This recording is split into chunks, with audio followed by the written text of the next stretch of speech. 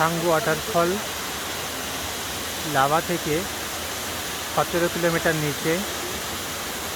1 kilometre আগে গাড়িটা রেখে দিতে হবে, তারপর পায়ে হেঁটে নামতে হবে।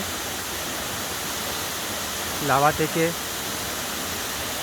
আপার কোলাখাম প্রায় 14 কিলোমিটার, তারপর লোয়ার কোলাখাম আর 3-4 কিলোমিটার, তারপর পায়ে হেঁটে এখানটায় আসতে হবে।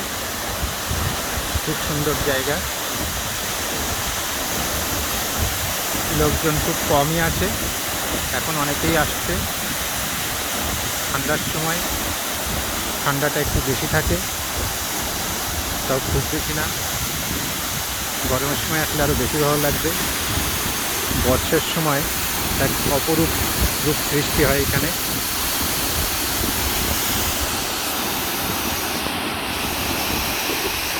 খুব সুন্দর লাগছে।